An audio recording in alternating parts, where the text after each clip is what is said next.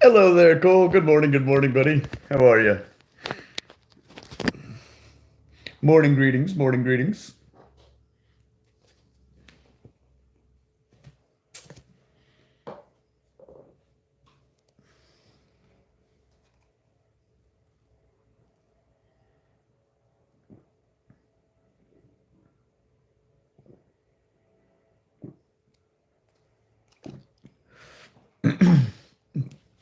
How goes it this morning? How goes it this morning? How are you? How are you?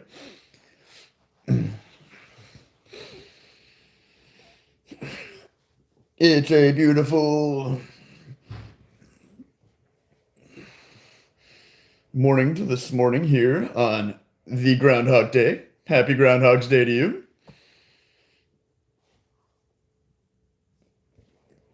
The great Punxsutawney Phil, seer of seers, has made another prediction today,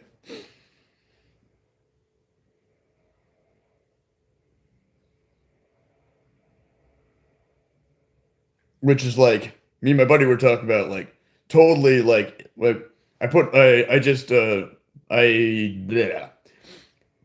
I posted a video just a little bit ago, a short little like minute and a half long video about that from like Punxsutawney, Pennsylvania, Punxsutawney Phil. And dude, that is like totally some like they like all the people have like crazy ass names, and there's like some druid guy, and freaking there's like some crazy ass staff, and it's like totally some like weird ass pagan ritual. It's freaking great. Made me smile so much. There we go. That's better. Flip you guys over. There we go. That's much better. If I was looking in the wrong direction, I'm used to. Got to make sure that, like, for me, all the text is right here. So, like, if I put my camera over here, I can look at the text and the camera at the same time. There we go. But yeah. Good morning. Good morning. Good morning.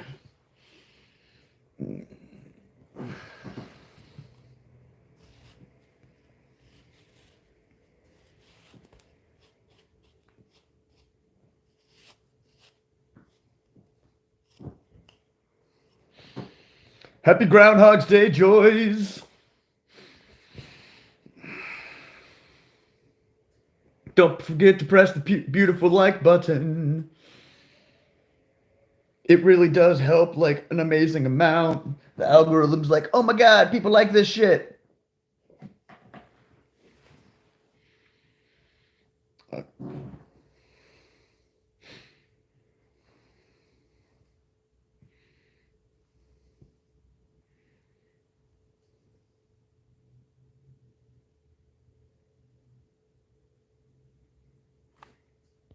yeah, Joyce, I posted a video uh, from Punxsutawney this morning about the great Seer of Seers prediction for our winter's season.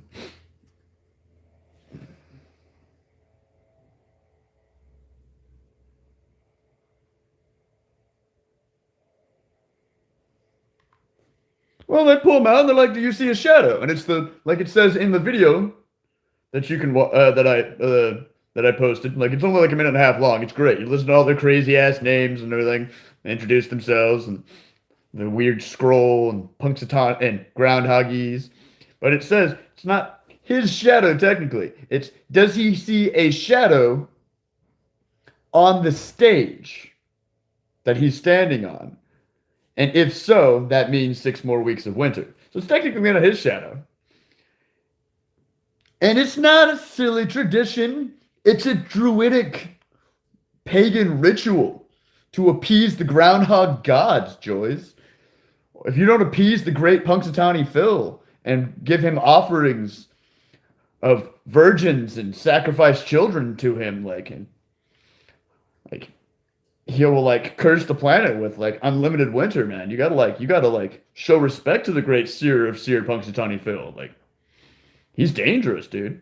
That's some pagan ritual right there. They got like druids and fancy names and a stick, scrolls, fancy scrolls, and a weird language nobody else can speak but them. Like, hey, man, I don't know what's going on there. I wouldn't trust it.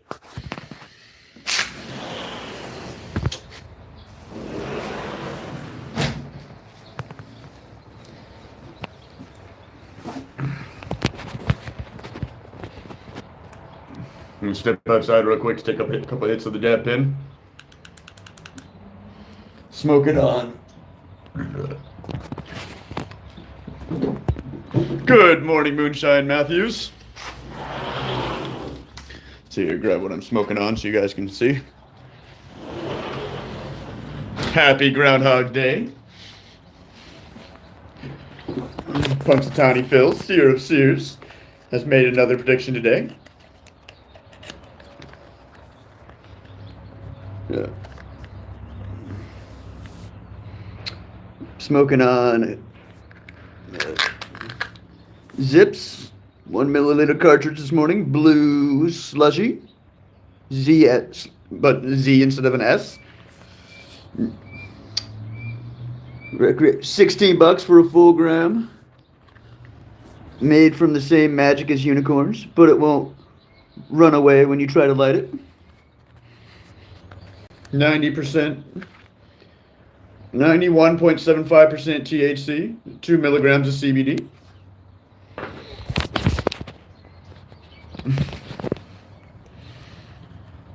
Not much there, Sean Guy. Sean Guy. Not much there, Sean Guy. Good, happy Groundhog's Day to you. Chilling out here in my freaking Spyro onesie. My buddy's back porch, because I can't smoke in his house or his apartment. And I'm hitting my dab cart. Happy Groundhog's Day, Sean Guy.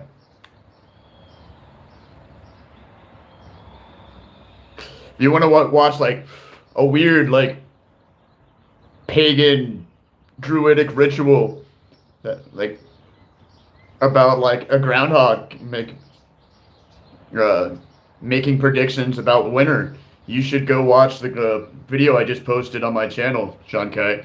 It's only like a minute and a half long, and it's all about like, and it's crazy as fuck. They all have like crazy ass like names, and they're like the one guy's like me and Frodo, Rob from the Handlebar back in the day was like, we're talking about it. It's like freaking like there's like this druid guy. He's got this crazy ass staff. They like do this like weird pagan ritual and speak to this like groundhog to like appease the like groundhog gods so we don't have more winter or have more winter if he's upset. Like it's crazy. Just check it out. It's funny as hell. It's only like a minute and a half long. It'll make you laugh.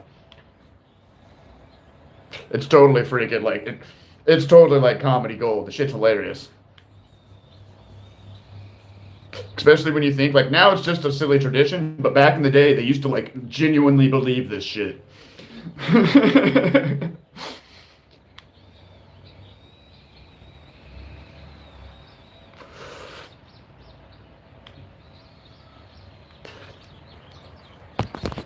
Moonshine Matthews. I like that name.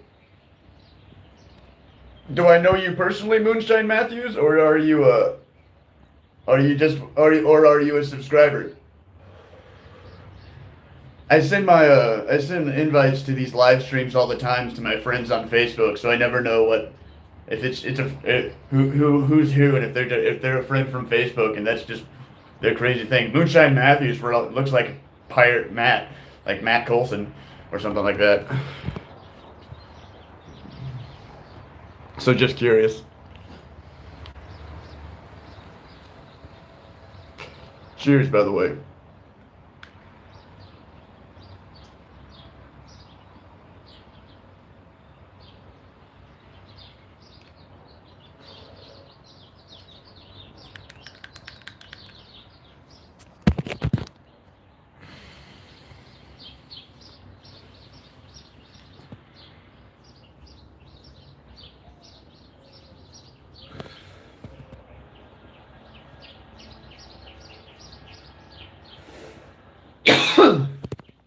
Whew.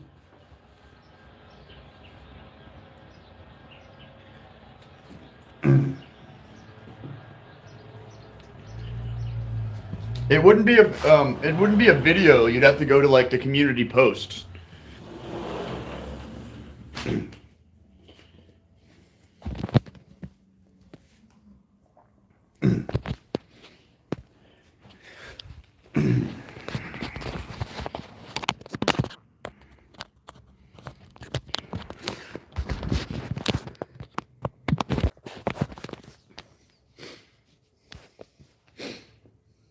Sean Kai. I assume Sean Kai Conyers is you on Facebook. The link's in your messenger right now.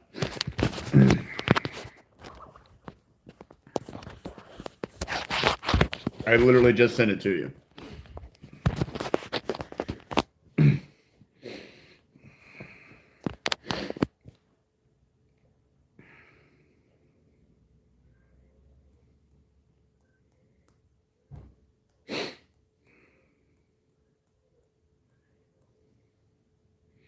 Holy shit, that was a big dab. Oh yeah. Uh, so, hey y'all. Freaking got my Spyro onesie and my big fuzzy jacket mailed to me yesterday.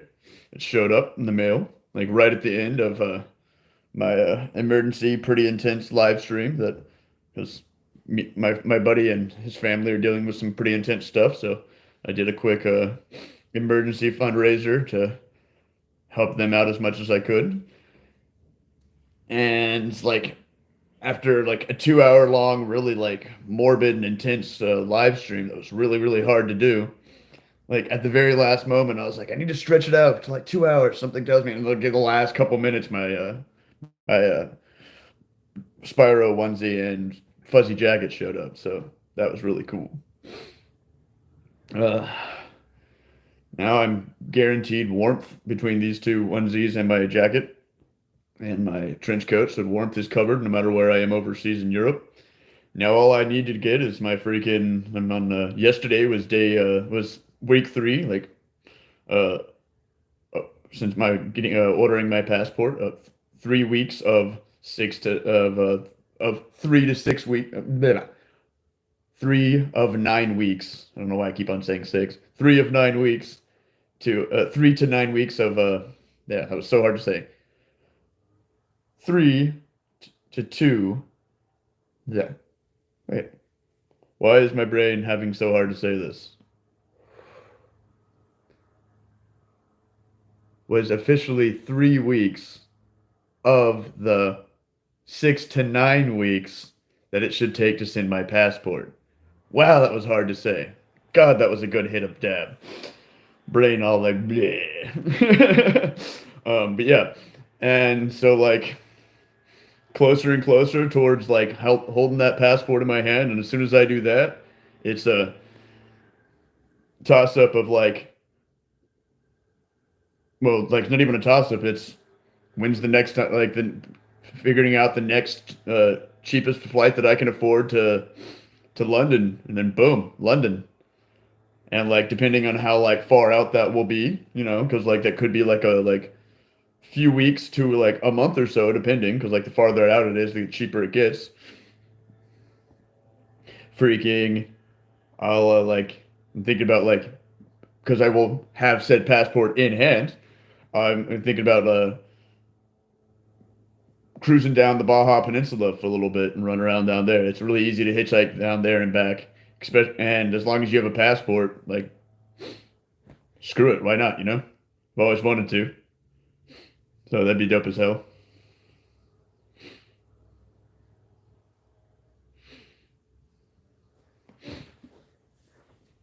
And that's the only thing that sucks about this onesie is I need to adapt it and like extend it. Find a purple sweatshirt to like so I can sew the arms on it and extend it. That's what I had to do with the legs.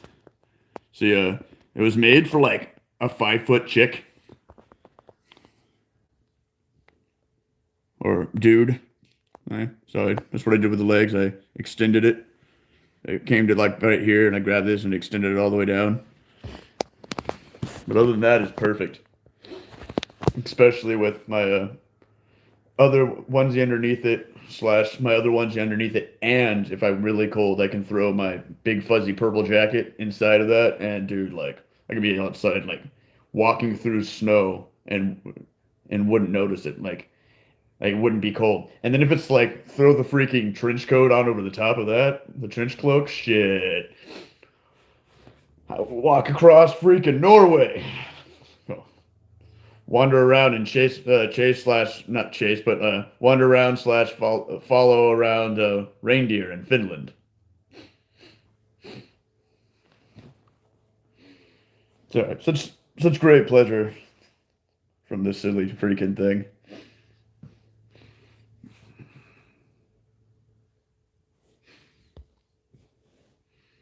And yeah, speaking of Europe, dude, oh my God, I'm so excited. I'm gonna go over there and uh, for Beltane, uh, uh, depending on how early I can get it and everything comes in cool, like I was thinking about like even like uh 420 in Amsterdam. Like that would be dope. Like that'd be the dopest thing ever, if I could actually land, get into London. Because like wouldn't a fly into London, you want to fly into the UK, that's the cheapest place, either the UK or France, because you would fly into France for like an hour or so layover and then go into the UK. But those are the two cheapest places to fly in.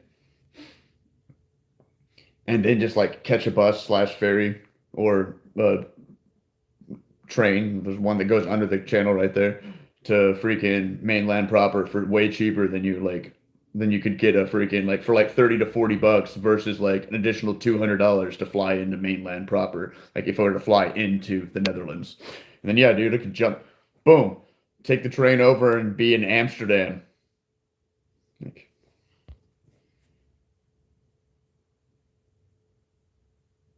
I mean, yeah, obviously, Joyce. I'm gonna skip anything for now that's like all worry and stuff at all times. Like I'm not gonna like actively go into a war zone ever. Unless like Vegeta or like Cell showed up or something from Dragon Ball Z. And then I'm gonna go there and I'm gonna headbutt him and it's gonna be cool. And I'm gonna try my one finger poke technique.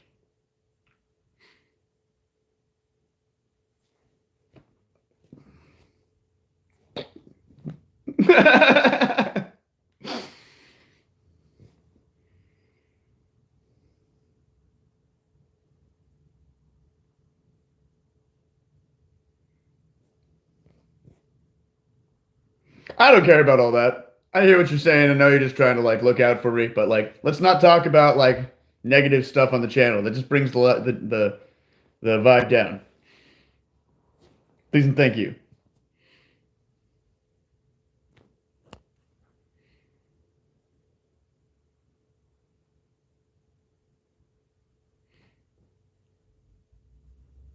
That's not what this channel is about.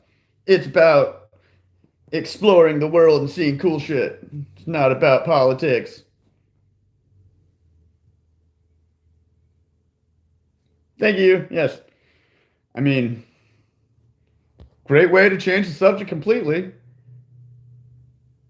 Um, but to quote Dulce Sloan, calling cereal soup is right up there with her like her and just Josh Johnson do a thing called Hold Up where they like debate something and calling cereal soup is just like the episode where he called tomato soup ketchup.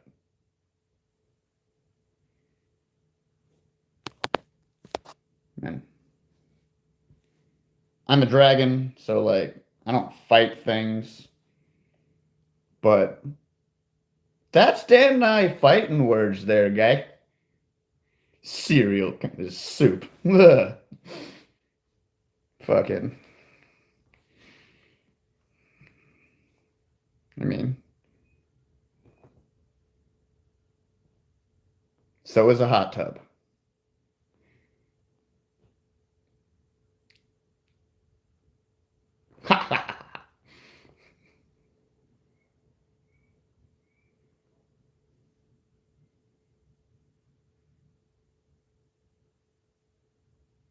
I wasn't arguing with you. I was agreeing with you. And just like Josh Johnson said, technically, I mean, tomato soup, the only thing tomato soup's like, if you look up tomato soup, it is like water, tomatoes, sometimes vinegar with like salt and pepper. Go ahead and look up what's in fucking ketchup. And that was his argument. So yeah, it's valid, but cereal is soup just like freaking ketchup is tomato soup. It's like ketchup might as well be tomato soup, it's like because it's technically the same thing.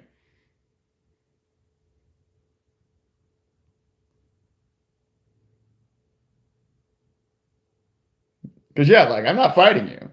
I agree with you. I'm just saying it's just as cringe as someone trying to point out the fact, or cringy as someone trying to point out the fact that like ketchup is tomato soup. Because like that's like right up there with British people trying to convince an American that baked beans are an essential part of a daily breakfast.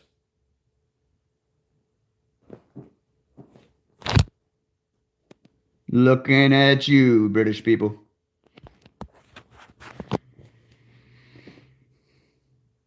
Y'all goofy with that baked bean thing right there. Goofy. Goofy, goofy, goofy, goofy, goofy. I mean, us Americans were goofy with like all the bacon and carcinogens that we eat, and the GMOs and the handgun sitting on the kitchen, on the like breakfast table next to our giant cup of coffee. But baked beans, though.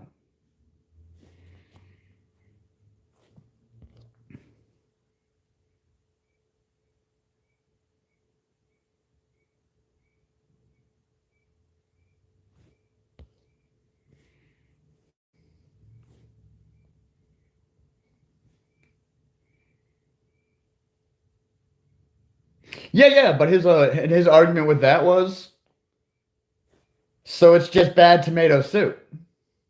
Where's the line between ketchup and bad tomato soup? Where's the line where you go into a shitty ass freaking like middle of nowhere diner and you order tomato soup and a grilled cheese sandwich and they take two pieces of bread, some of that plastic Kraft cheese, like that plastic like singles cheese and two pieces of shitty bread and then on a grill and then put some freaking ketchup in a bowl and add a little bit of water and salt and pepper to that shit. Throw it in the microwave and hand that shit to you. Where's the line between that and bad tomato soup? Like I said, you should listen to it. You like it's one of their most famous ones. Like it has so many comments in because like he stands on the hill, like, and it's not my hill. I'm not fighting it. It's him. Josh Johnson is like, dude, he's one of my favorite comedians. But yeah, dude, he stands on that hill and he is fucking fighting. Like he is down. But yeah, oh my God, the controversy. That guy talking about I think because I think the topic was like tomato soup versus chicken soup, like chicken noodle soup, something like that.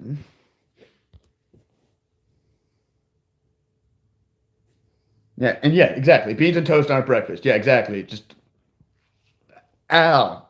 Why British people? Like that's not breakfast. That's you're a broke nomad, and I can say that as one. You're a broke nomad, and all you have to eat, and you're hungry in the morning, is some bread.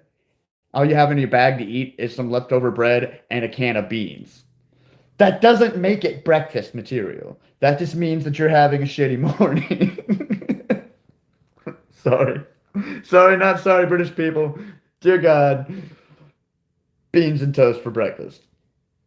I remember like watching like what was it that's just pretty famous cooking channel like uh she's got shit tons of subscribers and that one guy August the Duck does stuff on her Kay's cooking. She did a breakfast video and I remember just watching her in a breakfast video doing a breakfast video and her throwing uh baked beans on the plate, just like my brain just being like, oh, so it's just like a parody for her thing because she's like some of her channel like is like real cooking videos, other stuff she's intentionally taking the piss out of things.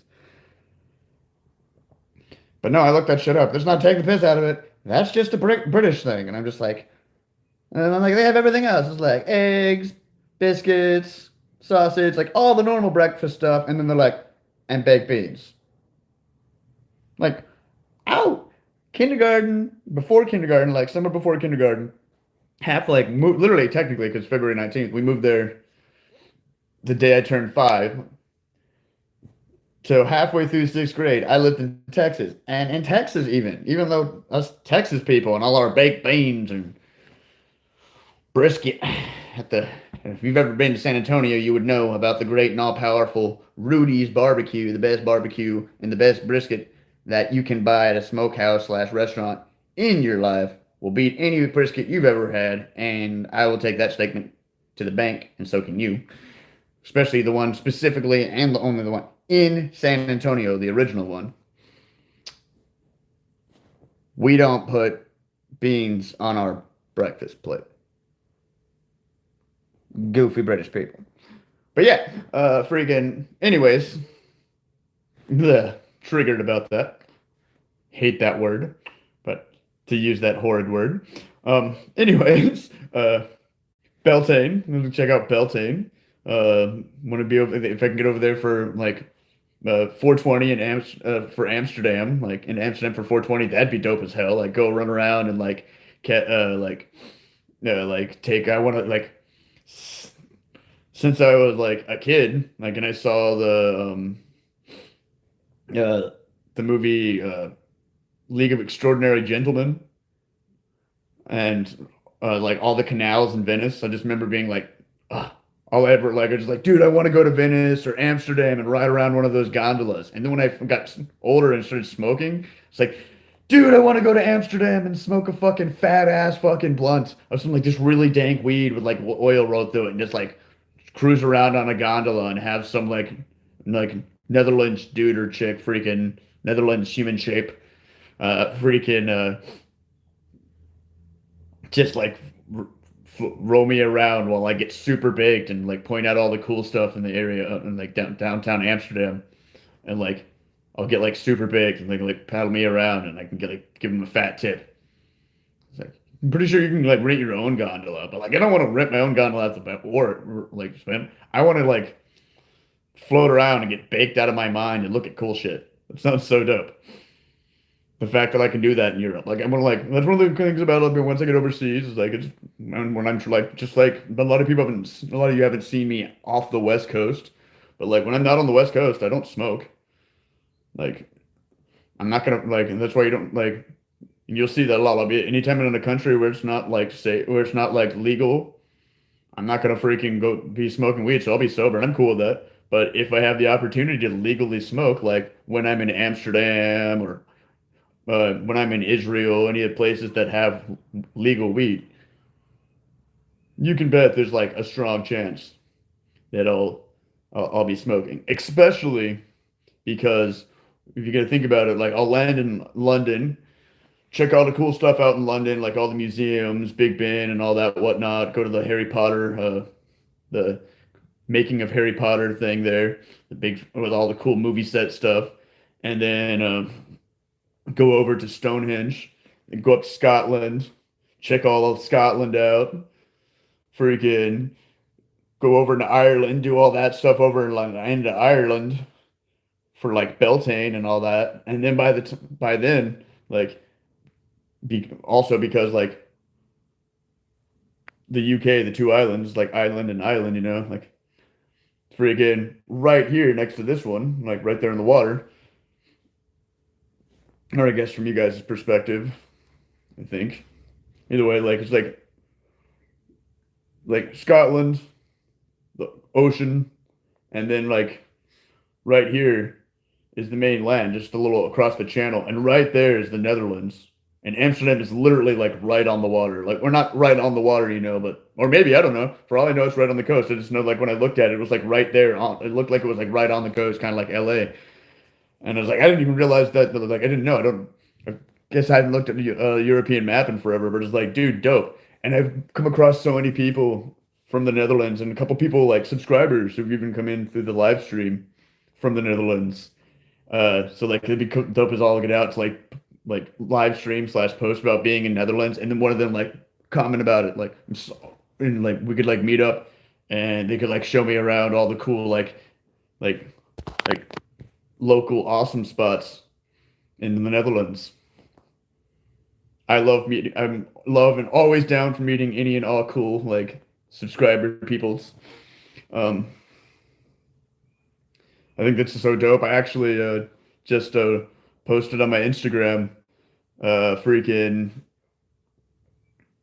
a repost about somebody else from like 3, 4 years ago when I was goofing off up on sub over in Slab City, and I just had like this crazy idea in my head to walk to the top of Salvation Mountain and back down, like, and like I was like, I got this purple robe, I got this staff. The robe kind of looks like a purple version of like a robe of many colors or something out of like the Bible or something Moses or Joshua would have worn, like an old like Crown Royal smoker's jacket that was made out of tons of Crown Royal bag and the staff.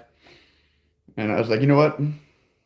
I look just enough like Jesus, Moses, some weird like bearded Bible character with this robe and this stick that I bet if I walk over to Salvation Mountain, mind you, I'm stoned and like drinking coffee. This is like early in the morning. Like I walk over and walk up to Salvation Mountain, walk up to the little yellow road, take my shoes off, ignoring everyone like I'm in my own little world, walk up to the top of the mountain, set my shoes down, spread my arms and the staff out all wide for like 3 seconds, like I'm Moses parting the sea, put my staff back down and walk away. And completely like act completely oblivious of everyone there, not look at a soul and leave. Somebody, at least one person, at least one person coming here is gonna see that and it's gonna trip them the fuck out.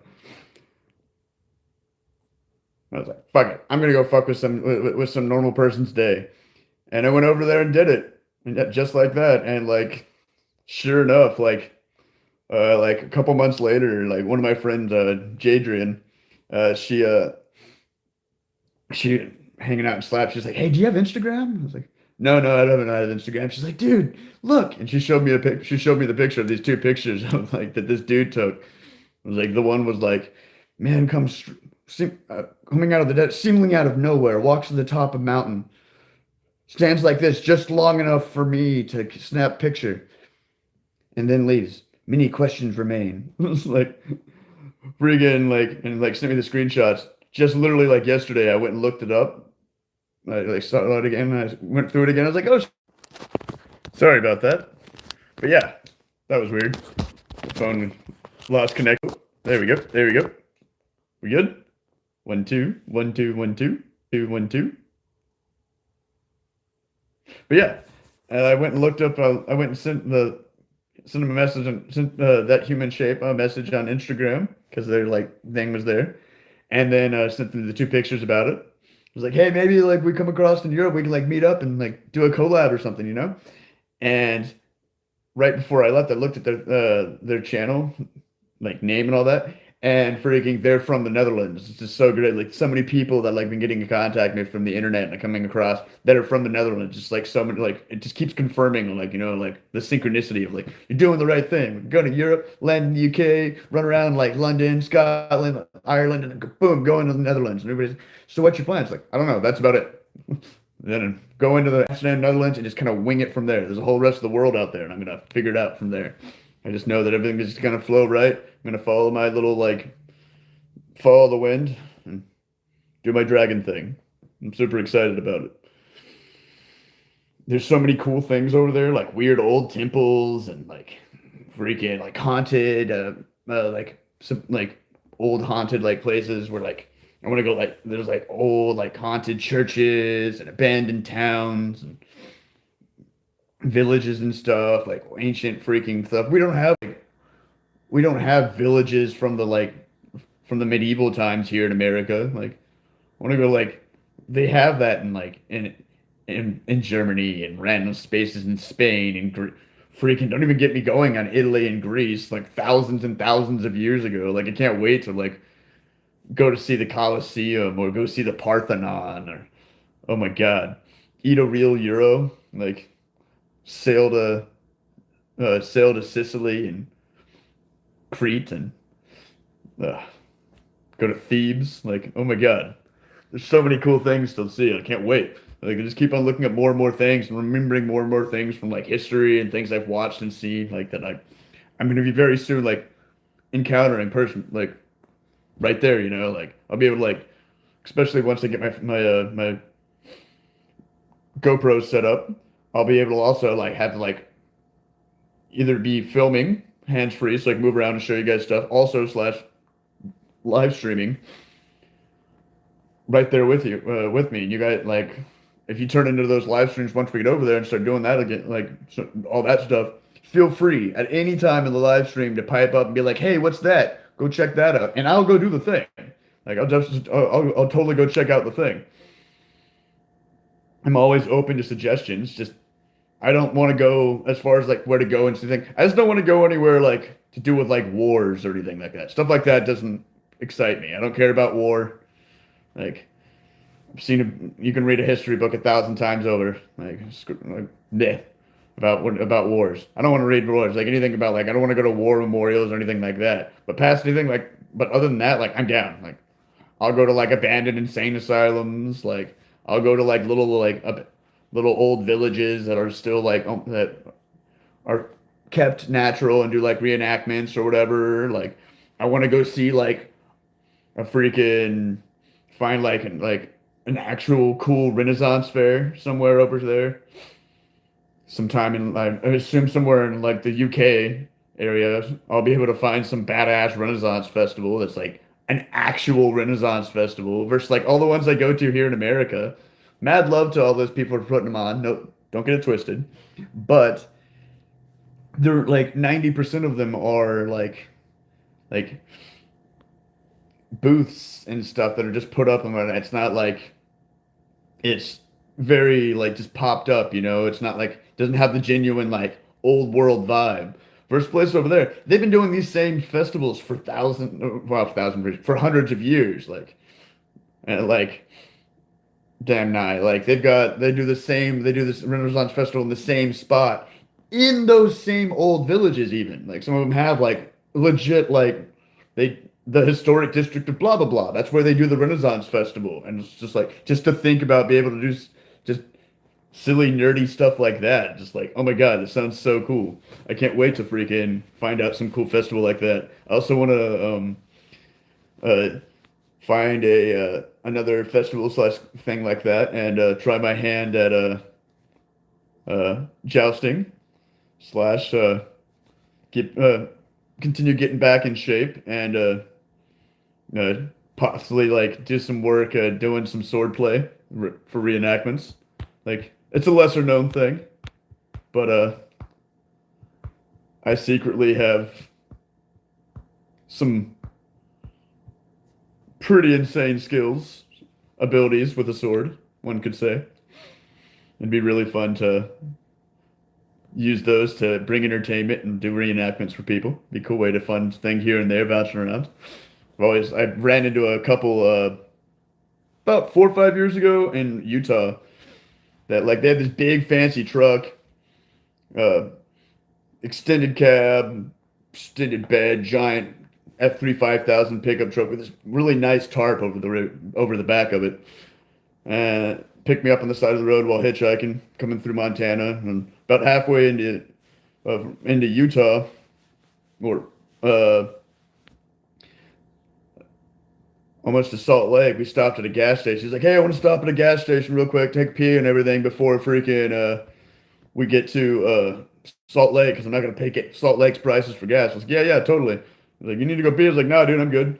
And, so I just sat there in the back of the road, I was in the back seat, and I rolled down the window. And we'd been talking when I first got in, like because of the big fancy truck and how they had like some pretty nice gear and dressed nicely. I was like, I assumed that they were like a regular person with like a regular like day-to-day job and like a nicer job, you know?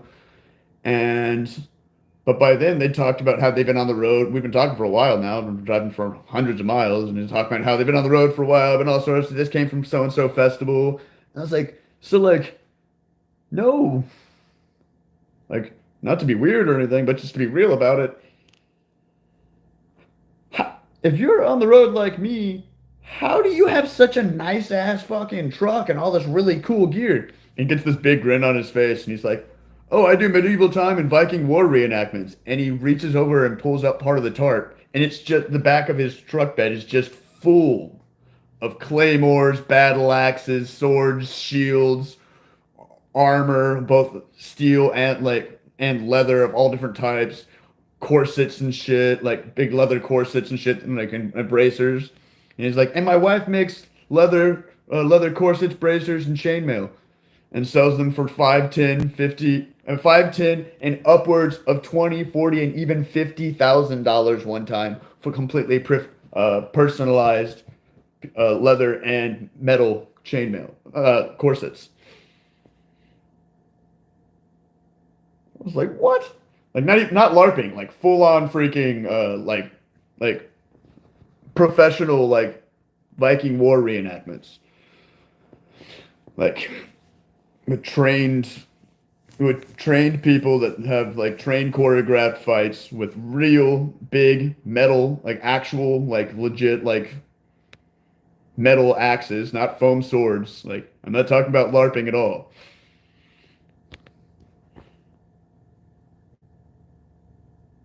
And they pay, and like he gets paid an insane amount of money. He's like 6'6", like that wide, and freaking almost like shoulders almost twice as wide as mine, and freaking side of his head shaved like uh dread like a mohawk, and pulled back hair pulled back into a freaking bun, into a big ass thing, long red Viking beard. And he gets paid to dress up like a Viking and go do Viking war reenactments, either like for all these different festivals and things across America and across the world. Apparently, they've been doing it for years. He told me I should get into it anytime I want. It's really easy. Yeah, but when people think of like cosplay, sure, but LARPing and like and cosplay kind of, but you also got to think cosplay and LARPing. That's the big thing. Is LARPing is anybody with a foam sword, and that's the big thing is like non-lethal weapons. And two, they're not getting paid. This is an actual job. Like, and there's like a huge thing. You like look up fucking Viking war reenactments and festivals. Like, it's big money, especially overseas in Europe and over on the East Coast where they just came from. Not cosplay.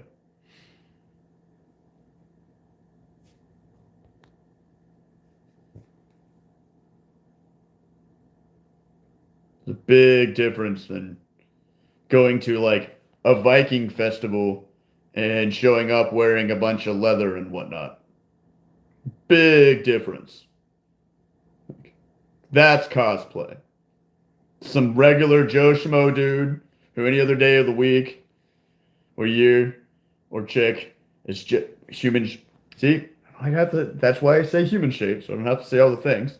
Um, some regular Joe Schmo, human shape, with a 9 to 5 whatever job, shows up dressed in leather and carrying a freaking even a real battle axe that they bought offline. That's cosplay. That's LARPing. Trained professionals that do this shit on a daily basis, that do this shit as like an actual career and make like 60 upwards of 100 or 40 to $60,000 starting, upwards of 120,000 what he makes a year, not to mention all the money that his wife makes, like makes legit real people money. Freaking and has to actively be doing stretches, workout, and freaking be on a specific like physical regimen so he can stay in shape, even though he was getting like 38 at the time, so he can do this thing and had been doing this thing for the past 10 years. That's the big difference, and why I say no, no, no, no, no, no, not cosplay, Viking war reenactments. Like the contact, the weapons are blunted. That's it.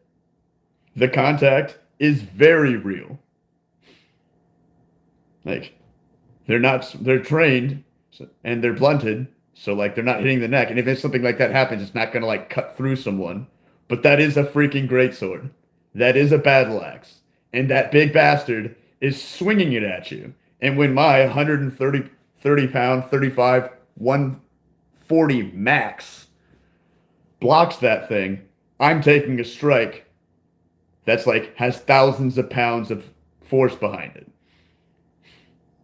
It was like he's broken many bones. He said he's broken many bones and been injured and spent many times in the hospital. He's like, everybody does. It's part of it. He's like, especially if you do the joust. Because, like, those freaking hits are real. Like, you are getting, like, that's not, like, it's not like some medieval, like, the, like, medieval, what we call it, the medieval times restaurant. Like, it's real. Like, the tournament is staged. But like as far as like there's no like real kings and that they're doing it for, but the jousting itself is an actual thing. Like it's not scripted. And go out there and they beat the crap out of each other and there's a champion each time. Like those blows are real every time. Like he said that like dudes and chicks freaking human shapes shatter like shoulder their collarbone, crack ribs, bust ribs, freaking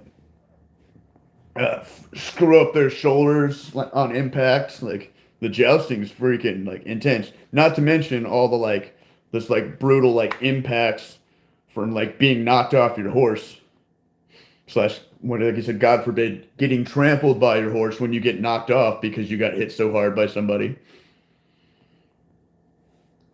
Oh, and while doing all that other stuff because screw it, and I used to love doing it as a kid. Used to be really good at it back in the day.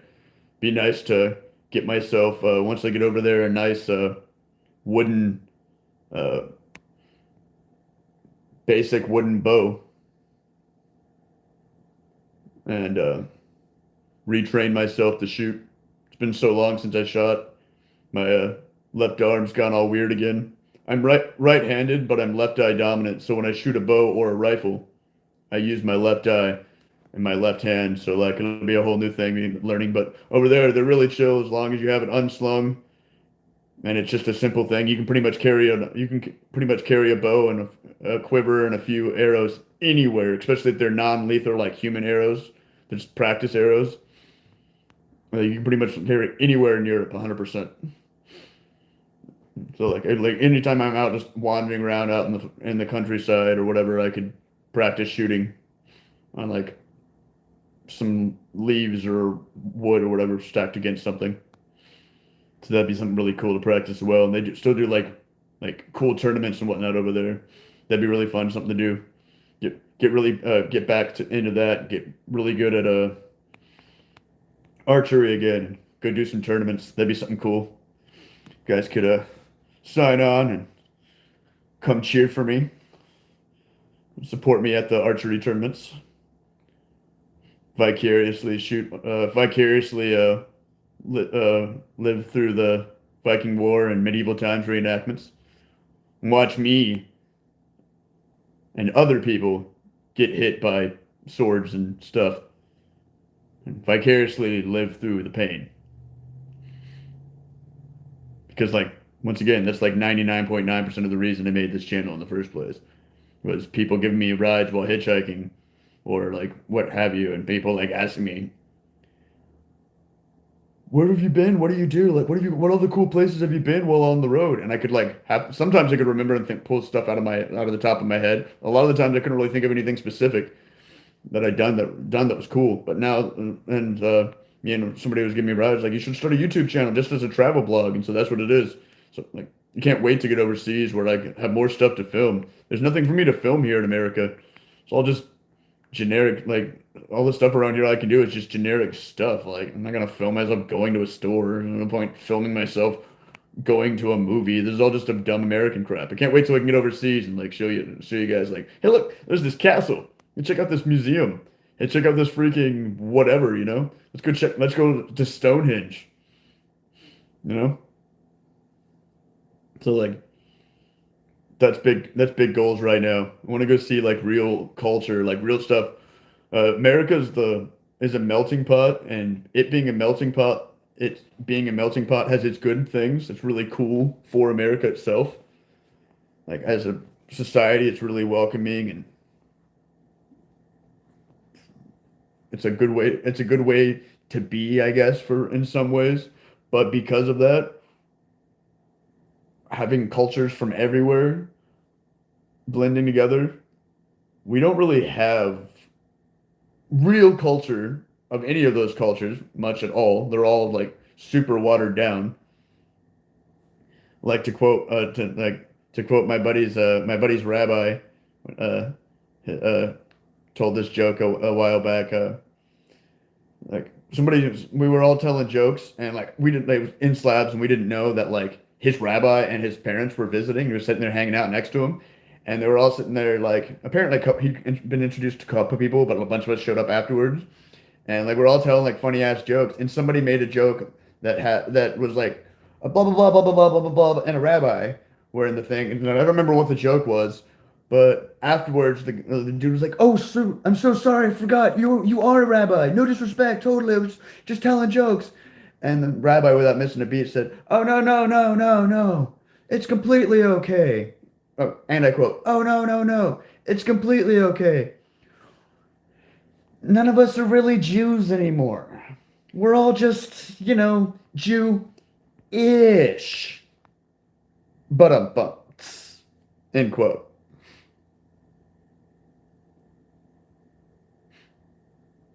And like that's like how it is for everything. Like I grew up in freaking Texas, like I knew and grew up with like in second grade, I went to an all Spanish speaking school because there wasn't a class for me. There wasn't room in a class for me in the English speaking school in the neighborhood that I lived in.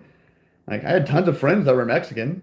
Like don't get it twisted. My best friend, like from childhood, my oldest friend, RJ, who I still speak to actively on the daily basis, like every day, damn nigh, freaking is Mexican as fuck. He's half his dad was half his dad's American from San Antonio, like white guy from San Antonio. His mom was moved over here when she was 32. Like 3 months before they had moved like 3 months before they had him she got pregnant with him. Like moved over because of her dad his dad. Like I grew up eating the Mexican food made by a Mexican lady, but it was still always, even though it was made Mexican food, genuine Mexican recipe, made by a Mexican lady from Mexico, first generation, it was still in San Antonio, Texas, with whatever ingredients as that she could get, or as close to the ingredients she could get here in America. So it was Tex-Mex. It's Buca de Beppo. It's really good Italian food, and it's imported from Italy every day or every week or whatever. But it's still imported stuff from Italy. Like it's not fresh herbs from some like small family like garden-esque thing like restaurant in somewhere in freaking Rome. Like you know, it's not like some little abuelita in freaking Mexico City on the outskirts who like you're staying at her guest house for the week. Like and she cooks you some like authentic pastor tacos. That's like that's what I want to see, man. I want to go see the real stuff. I don't want to read and see a movie or about like or hear people talk about how majestic and how spiritual uh the Taj Mahal in India is. I want to go walk through it and be dumbfounded.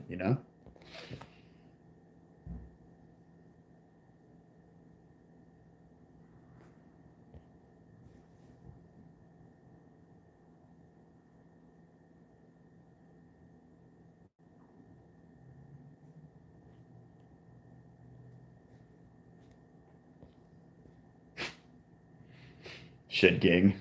You and your doing a dab. Well, I'm actually that's dabbing, right? I'm actually going to do a dab too. Give me a second. Gonna go pee real quick. I'm gonna mute the microphone.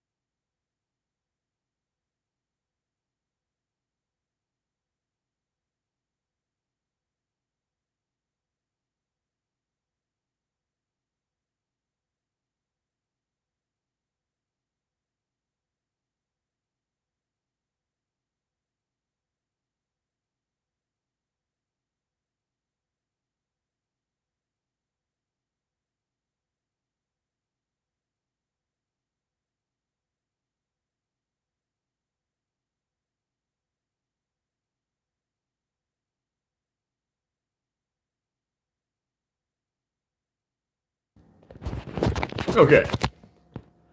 Much better. There we go. Doo-doo.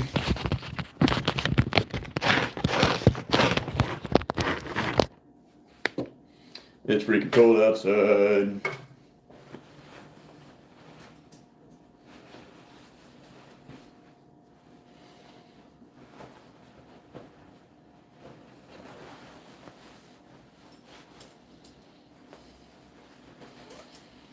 My friend likes to call this my ecstasy jacket.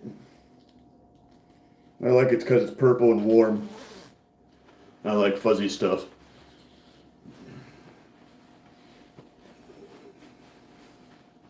And look, I don't remember who gave it to me, but all you people out there with all your fancy labels, I'm just a Nemo. I'm nothing and no one. Have no labels. But we're gonna give people labels. You may or may not know what flag that is. That's what a Nemo is. I'm a dragon, a purple dragon slash one of these. That's why it's just a Tanuki outfit. And why I call you guys all human shapes. Because gender and all that stuff, because of how my brain works and what I am, doesn't really mean anything to me. If there's no like mental attraction, because I've known you for a minute and there's like interest, I don't even remotely think of people past just human shapes. So like, I don't have a sexuality. Does that make any sense?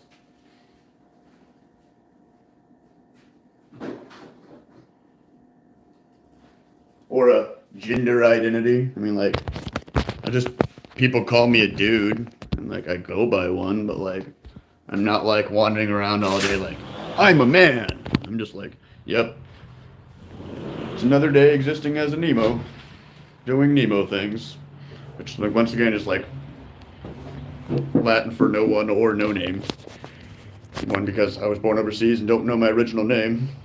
And two, because like I'm no one. I'm nothing. I'm not any fancy thing. I'm just a Nemo. Doing Nemo stuff.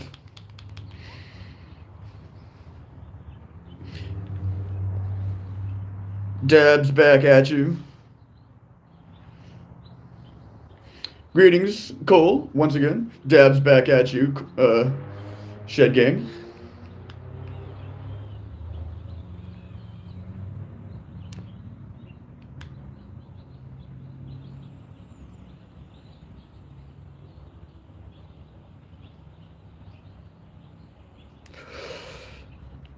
But yeah, that's why I call people human shape. Because, like, as far as I'm concerned, that's what everybody is. Y'all are all just humans, doing human stuff. That's the most respectful slash PC politically correct thing I can think to call people.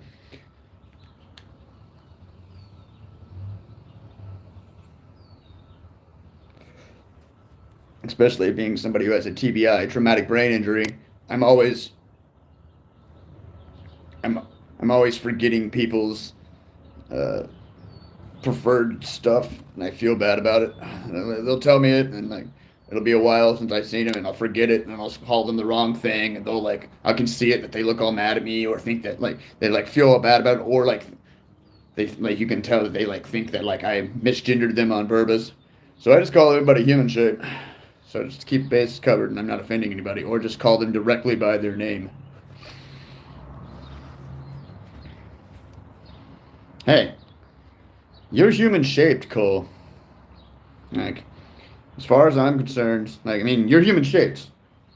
You can, as far as I'm concerned, like you can be an intergalactic space panda who has and identifies as a Black Hawk helicopter, and I will treat you and as such and address you as such.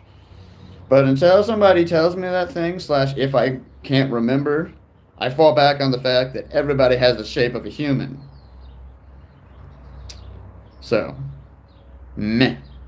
I mean, I'd call it an alien, like a literal little green man. It'd still be like, hey, human shaped. I mean, they're human shaped. It'd be my first interaction, would it be try to greet it. Never understood this whole like thought process of seeing something from another world showing up, and the first thing to do is shoot at it. Like, it's genuinely disconcerting that like the government, like the UN, United Nations action plan for like a god, interdimensional being, or alien coming down from the heavens is to shoot at it.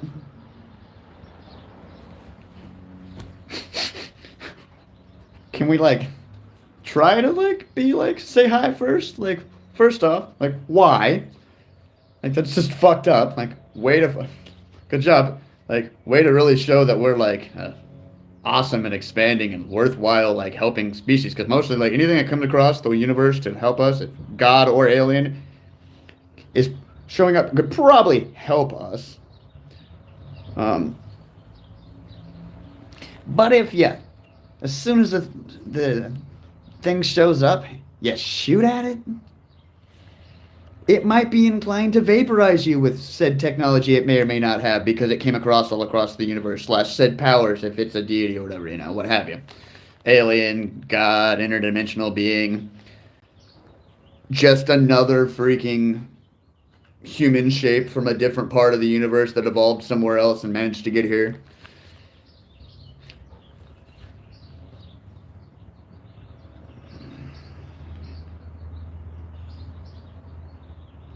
I mean, you don't have to call me a dragon. It just works the best as far as, because dragons are like are only really interested in, or dragons are like very rarely mate, or weirdly old while still like not aging, like live forever, age super slow, and don't really have genders in most beliefs. Like some things do, but most of the time, dragons are just dragons. They may have like a female or a masculine nature, but most of the time they're just dragons. They just exist. Some lore they're born and whatnot, but a lot of the time dragons are just dragons. Just immortal beings that exist.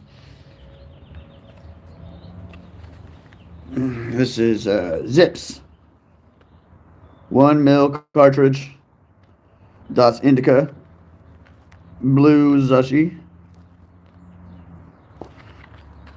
I got it from here in outside of Escondido, here in Vista at Hello Cannabis. 1 gram cartridge for $16. Like it says on the back, made from the same magic as unicorns, but it won't run away when you try to light it. It's a, probably can't see that, but 91.75% total cannabinoids, 86.61% THC, 166.10 milligrams THC, CBD 2 milligrams, Manufacture date 11/18/22. Producer Baked Betty's, as in Bettys LLC. I got two of them. This one, and I have another one, a hybrid that's coconut cake, and it came out to $34.75 after taxes for both of them.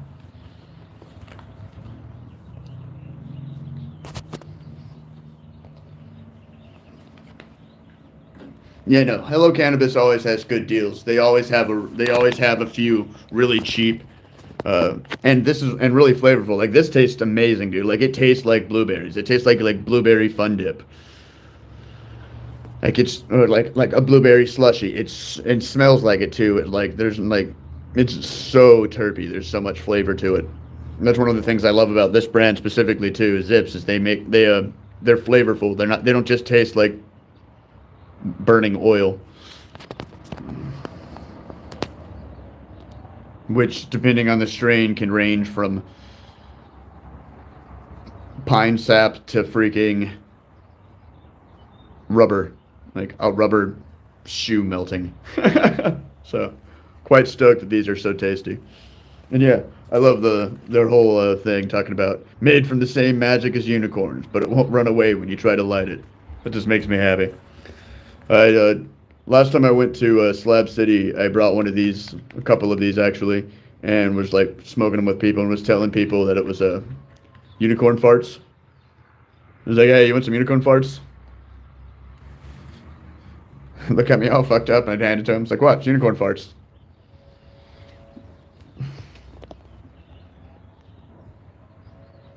Come on. The same box. Yeah, the battery. Yeah. Shout out to Joyce. He got it for me. It's the UCAN. I like it because it puts the cartridge inside like a reservoir where it's safe. Kind of harder and harder to clamp it down. Gotta use my teeth sometimes to really in place. But it clamps it into place and it keeps it sorry keeps it out of the switch hands. There we go. Uh, like being like just straight in my pocket, because when it's just on one of those like straight batteries in there, if it's like you lean on it too much, it can like break the like and fuck up right where the battery connects to the cart. Slash, it's too easy for the glass part right there to be damaged, and there's goo everywhere. This keeps the cartridge safe. That and bonus, not it's you can because it's inside like this. All you can see is the plastic tip. From a distance, it looks just like a nicotine vape. And so, like, even though it's legal here, it's not like I'm trying to hide anything. It's legal here, but I can smoke it outside, and I don't get any weird looks. Everybody just assumes that I'm smoking a nicotine vape. Nobody's the wiser, especially when it's all sugary like this. And my other cool thing that I like about it is it's got the little button where you can adjust the height. So like if you got a half a gram cart or one that's shorter, you can raise it up so you're not like trying to hit like the tiniest little nub out of the top.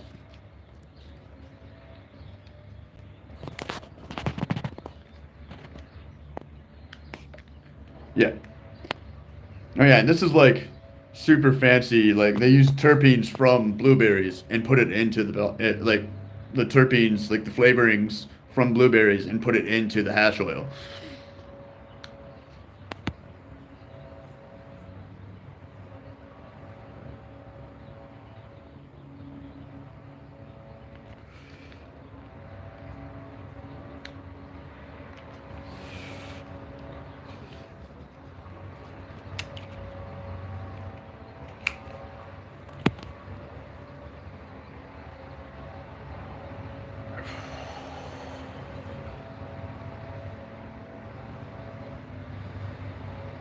Oh yeah, that was a good one. Fuck yeah, fuck yeah.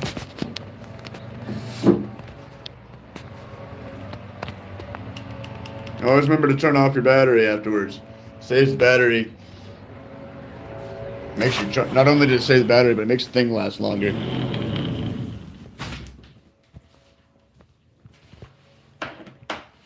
See, there's the other one. I already smoked on it a little bit while I was wandering around outside.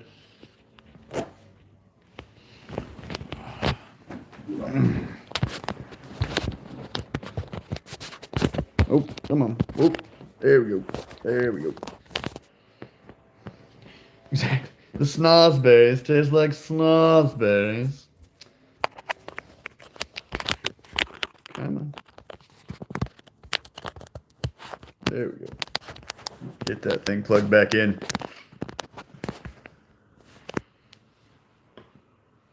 That was, well, having the access and ability to do so.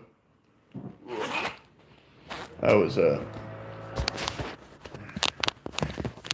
took a nice long hot bath. I didn't put anything in the water or anything. I just got the water nice and hot. And then I listened to one of my favorite YouTube podcasts of sorts to listen to and zone out on. It's about Fallout because I'm a video game dork. Like, video games are cool. Why have one life when you can have thousands? Or why live one life when you can live thousands? And why explore one world when you can explore billions? What's I talking about? Fallout. Just big hit, man. And there's a YouTube channel called Shoddycast, and it's like Shoddycast, and it's like the Storyteller series on Fallout. And the first season, there's a bunch of seasons. The first season's a little slow, but in the second season, they like give the story the narrator like an actual like persona visually. They call him like the storyteller, and they put him in like a suit of power armor, and they go do like 6 to 10 to 15 at the max minute videos, and tons of them for each season for all the different things throughout Fallout, explaining, talking about certain things, all the different weird histories and crap, and like go through all sorts of little lore. And if you're a dork like me who likes to like crack out on stuff like that and really enjoys the Bethesda, like anything done by Bethesda, like Fallout or like the Elder Scrolls, because they just have layers and layers and layers and layers of lore and books and in Elder Scrolls, or holotapes and freaking notes and books all through freaking Fallout that you can read to get all the different lore. It's really cool to listen to that. And he's got a pretty decent voice. Like, he's easy to listen to for the most part. So I just like prop that up on a little stand, my little kickstand in the bathroom. Got the water all nice and hot, and just kind of sat there and listened to like a good like 6 or 7 episodes. Soaked for about 40 minutes. It was really nice to let the back relax. I love like a nice hot soak, either like in a hot tub or at like a hotel or like an actual springs.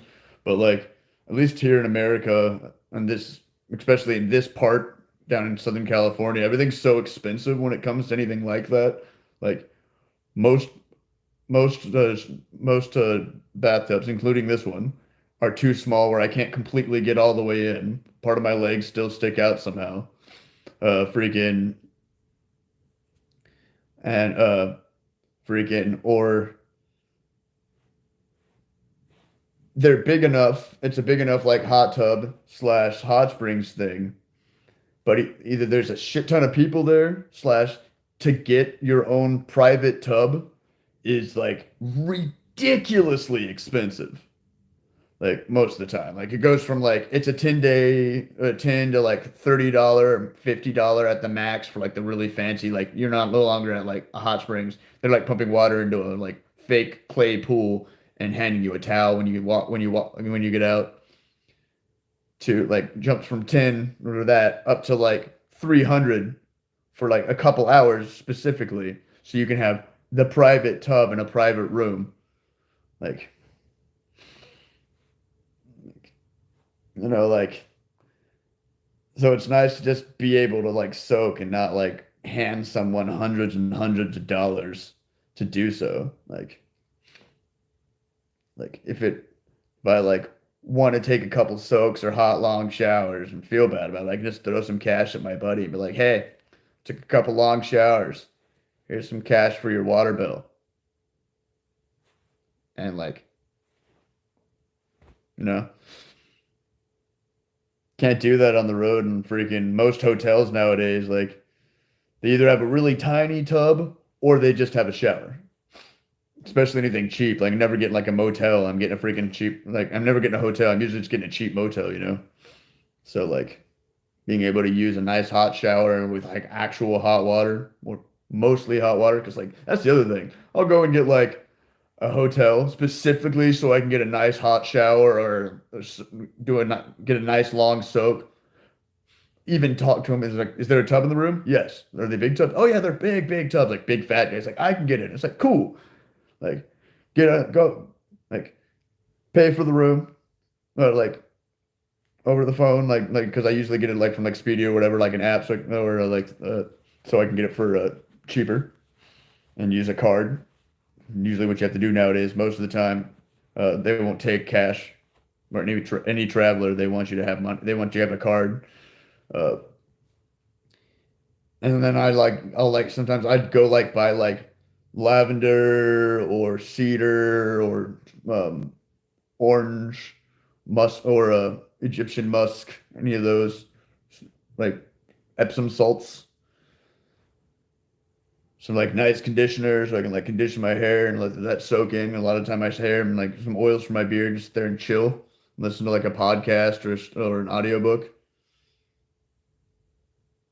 just like one of Nemo's dirty little pleasures. I don't need it all the time, like once in every 3 months, but every now and then it's nice. Like, I'm definitely gonna go seek out some like awesome like spa/hot springs in Japan and China. But like, and then you get to the damn motel room, or the blessed goes, no, no, no, blessed, blessed, blessed. Trying to get all those like negative words like damned and all that junk out of my vocabulary. The blessed motel room. And the blessed motel room doesn't have hot water, or like it barely gets warm. And they start like, or even worse, which happened multiple freaking times.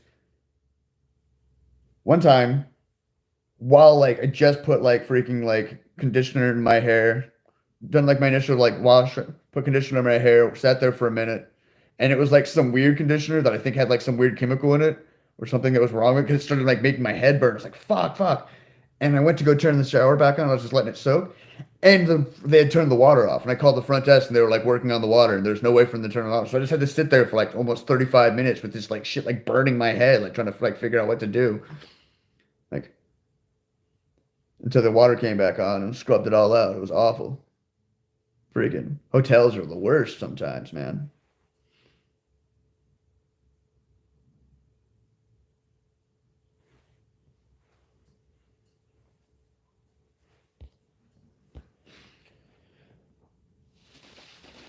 I was so disappointed when we went to the Hot Springs National Park and couldn't even soak in a real hot springs.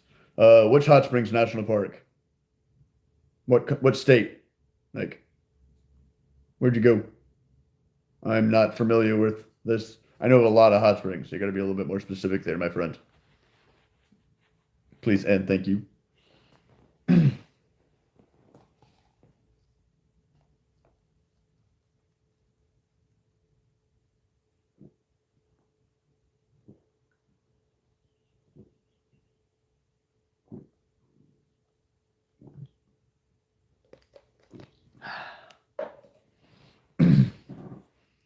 Uh, oh, and I've read the first few chapters of the Four Agreements. Got a lot of hippie friends, and I see it on their shelves all the time, and had a lot of them tell me I should read it. and it was on sale at Target. Somebody had given me a Target gift card, so I bought. It was on sale, like 20% off. I bought everything I'd needed, so I went over to the book section. And the only thing that was all the other books were just awful. Like there was no cool book at all over there, like any sort of like novel that I was looking for. So I was like, screw it, this is the only one decent. And I've had people talk about it. So I grabbed it and I went through the first few chapters and read the first agreement yesterday. Or day before yesterday, before I got here. And trying to help out my friend and process a lot. So I told myself after this live stream today, I was going to go wash up some dishes and then read the 4 agreements.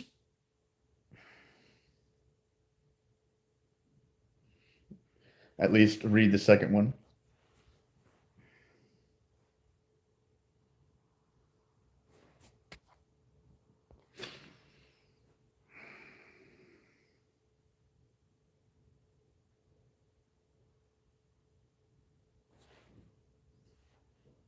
I know it's only you in here in Cole, right?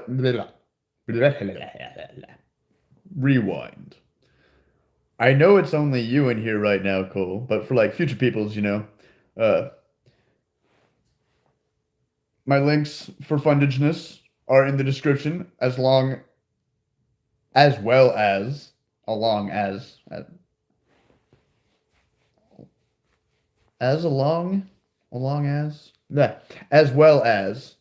the link to my Amazon wish list, which has the last few things that I'm trying to come across for my travels. If you want to do that stuff. So like shout outs and funded links and Amazon wish list thing done. Like they tell me I'm supposed to do each time. So yeah, done it. In case I forget to do it at the end. Like subscribe and share with the peoples. Again, obviously not you, Cole. You like literally once again, thanks so much. You literally helped out from the other thing. I'm not gonna talk about it because but yeah.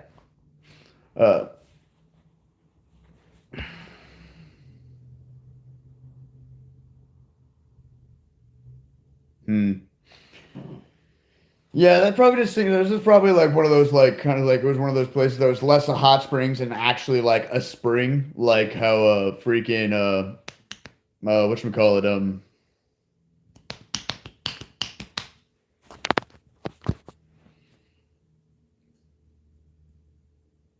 like whatchamacallit like Yellowstone is like thousands of degrees and it's too hot,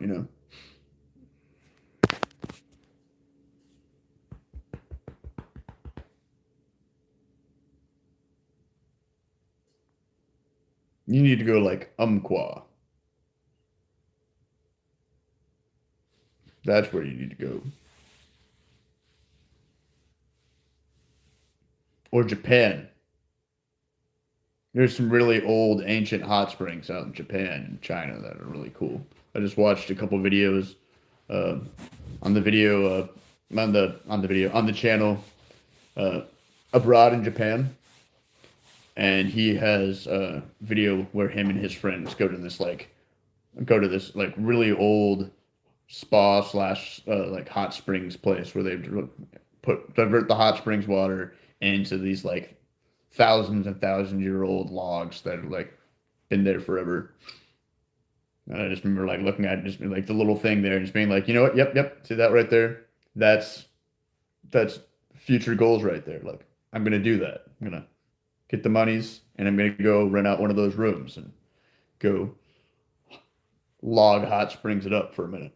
Because, oh my God.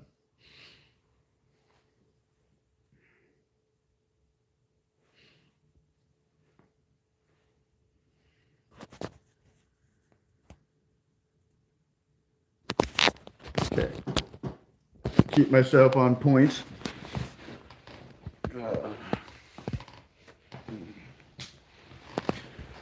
Keep myself on point so I don't space it, get distracted by video games, and forget to do it. I definitely plan on playing video games after this and just chilling out. Um, oh, I was gonna stop at the 30 in like 2-3 minutes literally, but I figure I should. Yes. Put away all the dishes and whatnot. Do some dishes real quick.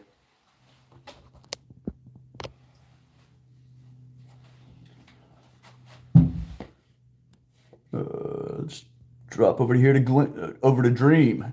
Make everything while I'm moving around a bunch. Makes everything look all trippy, like everybody's on, like you're on mushrooms. I'm gonna put away the dishes and do the dishes real quick. So like, after I quit the stream, I don't get distracted and forget. It's like, my buddy doesn't care and tells me I don't have to do the dishes ever. Or like show appreciation to like the dude who's like housing me up for right now, and pretty much literally whenever I need / want to, he lets me come through if he can, like if he's here, you know. We built up enough of a repertoire now that like I'm 100% certain that like if he were to leave and go to like Colorado for a week or whatever, like I said, like he we would go to Colorado or wherever to like or more to go visit his kids, he would totally like let me chill here. Especially like I could watch Maggie for him because she hates long distance car trips. But like so like it's nice to like show him, you know, like come works all day, goes to work at 4 and gets home at like 3:30, 4 o'clock. Yesterday he didn't get home till like 7 o'clock. I already had like ate some food, ate a couple edibles because he can't afford to drink right now. It's like he literally has no money, can't afford the beers or anything like that. So just ate some edibles, and passed out. Woke up this morning at 4 o'clock. Like passed out at like 9 o'clock, and woke up at 2:30 this morning to be everything ready and out the door again by 4. Like, dude's a freaking champion. If I can freaking sweep the floor real quick, change out the dishes, and freaking pre-rinse some stuff in the sink and throw it in the dishwasher to make his life a little bit easier, cool.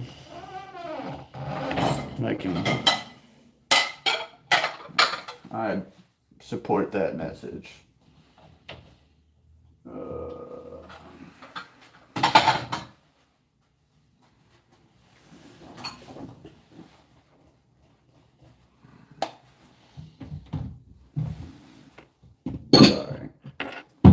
Sorry. Not that. No, sorry. No apologies. But yeah. Apologies for the bakeness. I'm slow. Really baked. That's why. Not necessarily. Yeah, there we go. Trying to like listen to what this 4 agreements book says. So trying to retrain my brain around thoughts and verbiage. But what I meant to say is the reason I'm all like ooh is because not only does the thing right now like, but I am also pretty stoned. Like that was some really good hits at that. Cole, you're in here, right? Do you live in a medical / recreational state? I don't remember if it is legal there or not.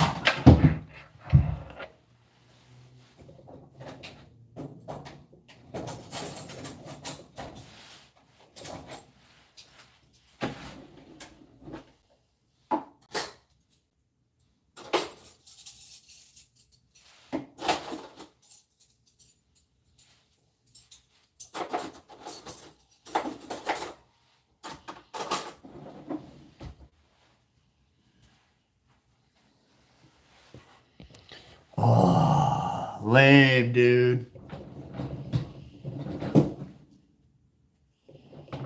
I was hoping you did. Like, I'll be right back. I'm gonna close that a little bit. One of you guys too bright in my eyes.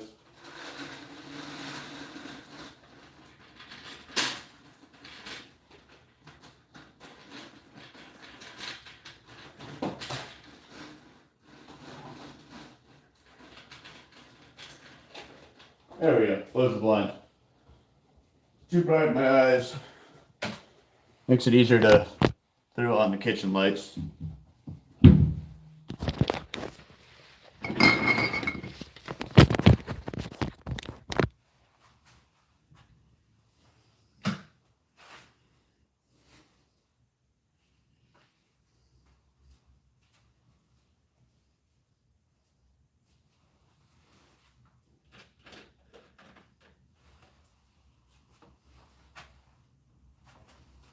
There we go.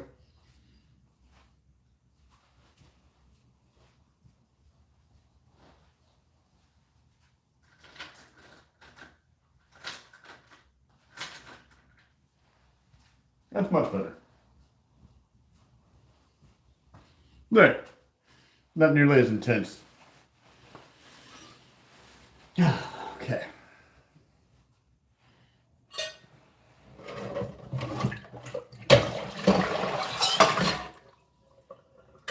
Yeah, that's gonna be for my journey in all ways, like in both what I call the stuff and the stuff and tricks. In layman's terms, magic and spells, incantations.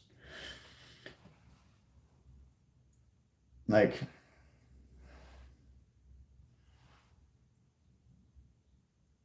it's all just stuff. You know, like, I don't know where I was going with that. Every time I try to talk about the stuff sometimes, like, not every time, but sometimes I try to talk about the stuff, and like, I like to call my Jiminy Cricket, my big Yu-Gi-Oh! Like, puts his finger in my brain, and like, I forget what I was gonna say. If you could tell me what I was just saying right before that, I could continue the same train of thought, but I have no clue what the fuck Jiminy Cricket just plopped my brain on.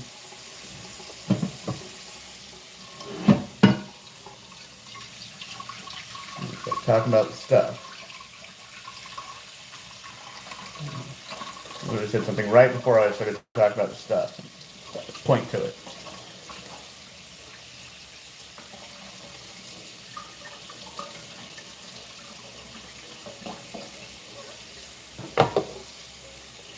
Got what I was saying. See, this is one of those things where, like, I wish that I had, like, sometimes wish that I had, like,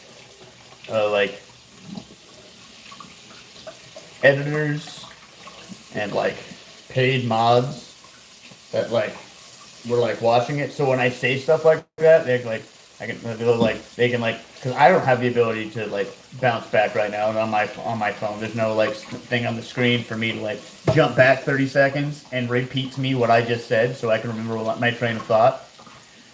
But, like, if I had mods / like, a team, they could be like, oh, you just said this, dude. It's like, oh, right, blah, blah, blah. I was like, it's really frustrating. Like, I think a lot of people, like, when they, like, see, like, me do that, like, they think it's because, like, I smoke weed. Like, no, I smoke weed because I'm in pain a lot. Like, and it helps with that. And, like, helps a little bit with, it helps with anxiety and just, like, general stress. But, like, I have those space outs because I have a traumatic brain injury. I got hit in the head by a crazy person who thought it was somebody else. I didn't really have, like, moments where I forget, like, the past few minutes. Or any, like, specific details. It's really, really great. It'll be really, really great. Will be really, really great when I have said mods and said, like, people to work with me. Like, editors and, like, a team while traveling. I can't wait to, like, be monetized and just big enough Itchiness. Just big enough that I can have people doing stuff like that. Just that would make my life and like this so less stressful for me. It's so like I can't even. It's just one of the dumbest things, but it's one of my big things though. It's so stressful trying to like losing my like train of thought, trying to like vocalize something and then not being able to remember what I was saying. Like if I can just remember the sentence before, like the words. It's like, oh, I was saying this, right? Even to, like while I'm sitting there to have like when I like have a team, like while I'm sitting there like streaming to one of my team members, just to be able to like who's like just sitting there signed in looking at the stream, just to be able to back up on the thing and play it. Like you were saying this, it's like, oh right, blah blah blah, and continue on. Would be like such a freaking help me get my train of thought back. It'd be like such a blessing and totally worth, in my opinion, a completely and utterly paid position. Like that would be like they're like I would pay those people specifically. That would be their job.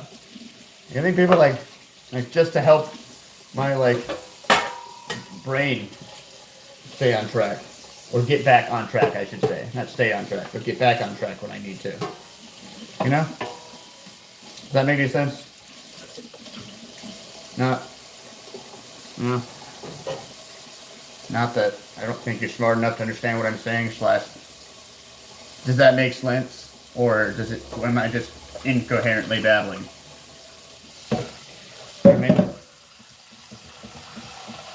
Question mark. One of the.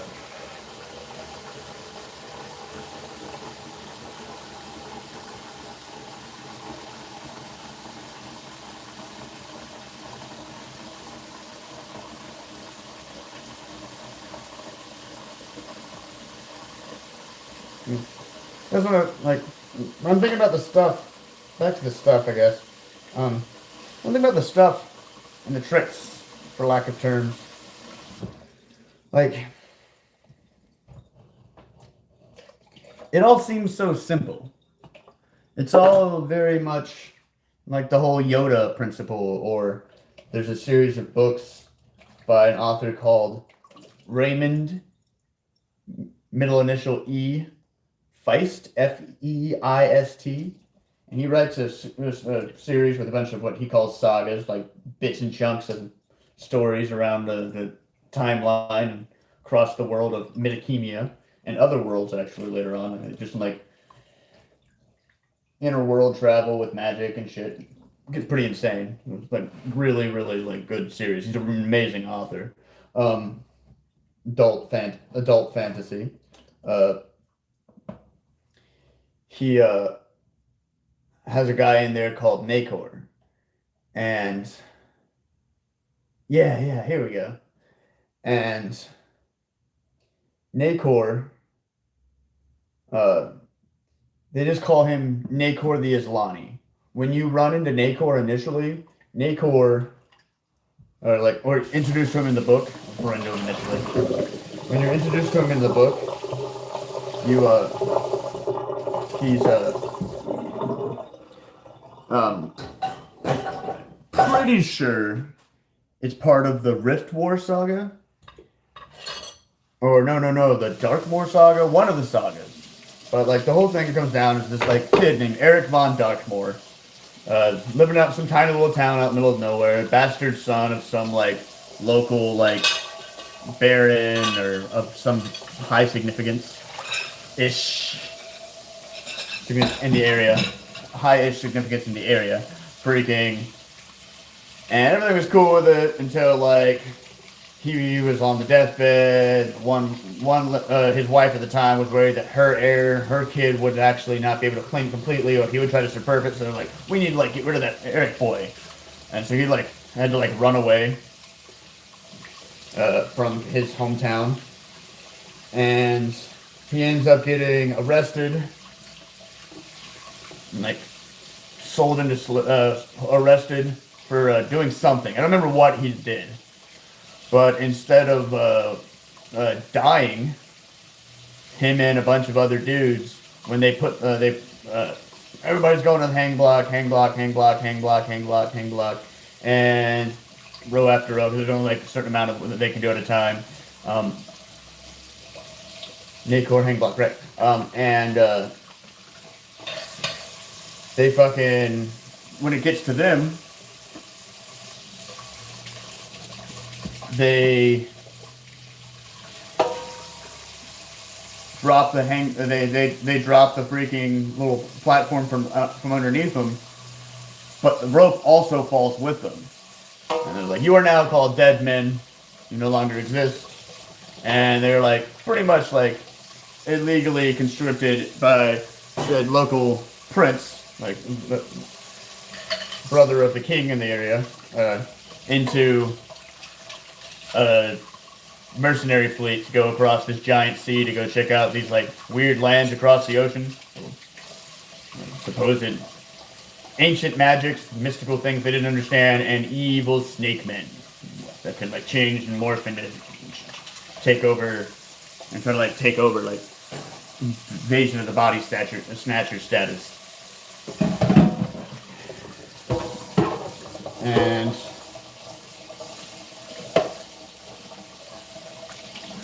one of the people on the ship thing that they're on is what they call Nacor the Islani. And Islani because he's from Islam or something like that, you know. It's like their version of like Israeli Islani. It's like that whole thing. It's like a Middle Eastern type thing. He's like described as he's like from the a small desert man who wears robes, flowy desert robes, and he was in there because for gambling, and like supposedly he was in gambling. He was cheating and gambling, and he got caught and he was being arrested. Same thing happened. Hung. He gets dropped, and he's on the ship too. And after a while onto the ship, because it's like multi-month thing, some of the they start finding out that some actually like a good like 75% of the other people on the crew and the people on the ship, other soldiers and mercenaries, are actual soldiers working for the prince and are ex. Make sure I grabbed everything. Is this dirty? No. Nothing. 1 second. You're okay, girl. Cool. Found out that they were also prisoners too at one point, and they also were hanged men. And after a certain point, they're allowed to take their rope off. And that was the other big thing. It's like they were never allowed to take the noose off. And then after around that point, once they got the noose off, they were allowed to be like more free. But they were still considered like mercenaries. They're still like mercenary slaves, you know. And so they were still limited to like deck time. They couldn't really do much. But Nacor, being this guy, this traveler from the east, traveled like this weird traveling monk guy, he would do something along the lines of like, for lack of terms, like Tai Chi and all those like movements with like the whole like base of the energy ball and the movement with stretching and strengthening the body and some minor like actual like forms, you know. And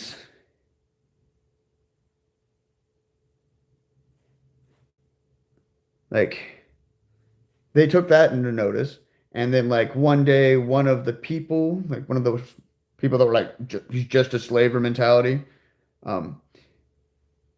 tried to like hit him, and he did some like martial arts move, kind of like like they just always just try to like the Israeli thing that the Israeli special forces use, that martial art, whatever it's called, Krav Maga, I think, and such Israeli like fighting techniques, but like Krav Maga like style, and freaking overpowered the big dude and brought him down. Um, and he we're like they were gonna execute him right away, and the next thing you know, somehow like one of the like brother of the prince was there on the mission too, like the younger brother or the son of the prince was there, and he like stayed it. He's like, whoa, whoa, don't kill him.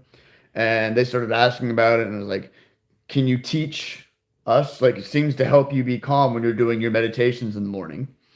And so he started instructing, and even eventually, some of the like once everybody chilled out, halfway, a couple like multiple months in at that point, uh, even some of the like just everybody in the boat damn near every morning was doing meditations with Nacor and doing their like Tai Chi motions and whatnot. And one of the things Nacor did, this is where I'm going to start getting into the like, because you need to explain who he is, and how this is all framed.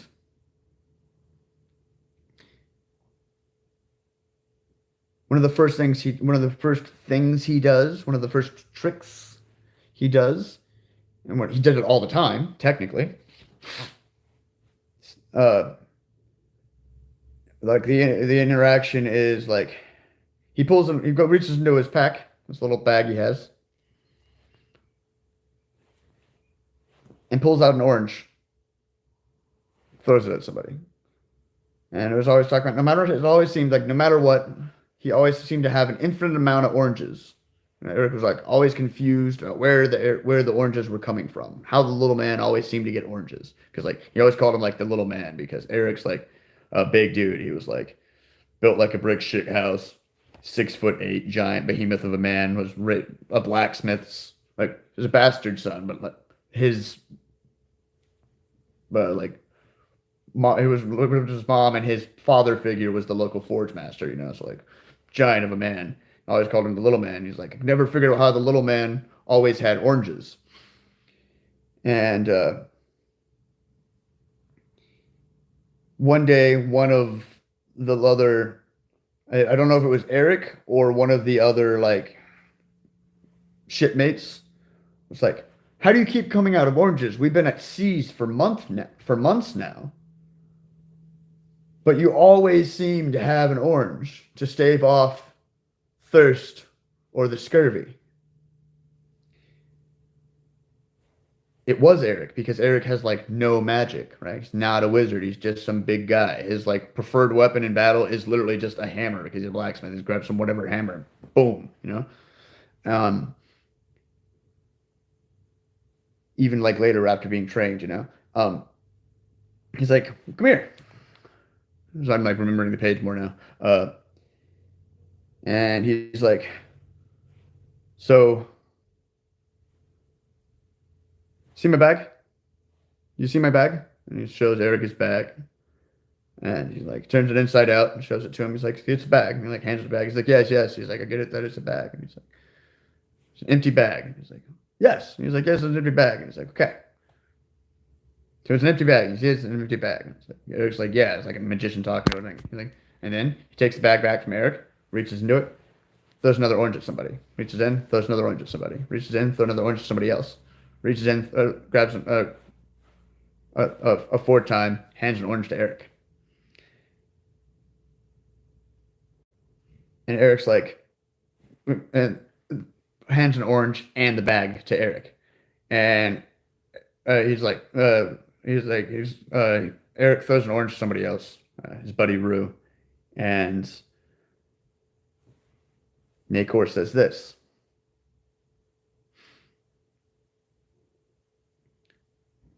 What I want you to do is to reach into the bag.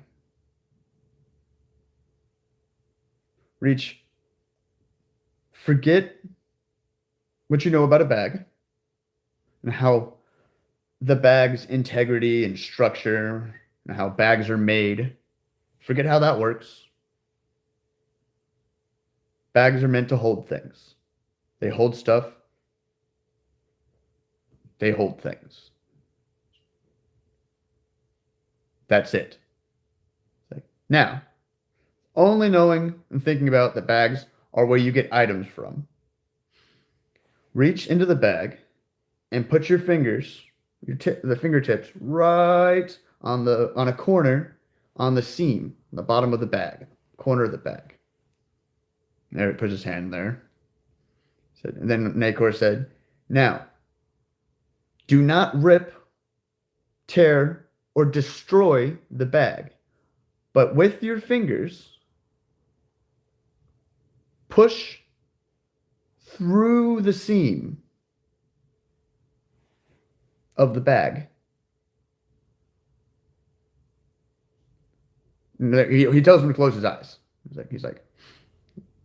Push your fingers through the seam. You're like doing this way, close his eyes. Push the seam through your fingers through the seam of the bag.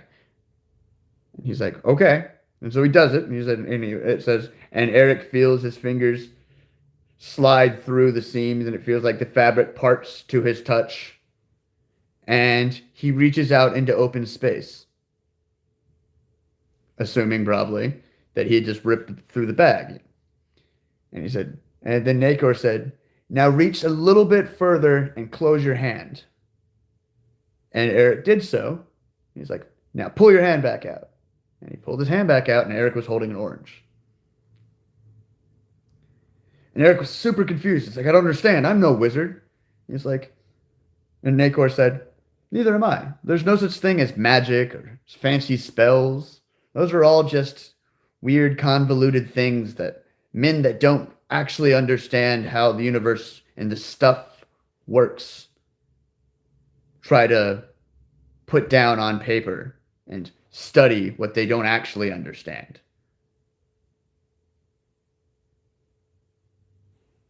I'm doing this for years. For the longest time, I've been doing this for years. Forever and ever and ever. It was oranges, oranges, oranges. And then for about a month, because he asked him, "Was there ever anything else?" He said, and then for about a month, it was apples. But then, yeah, it's changed back to oranges.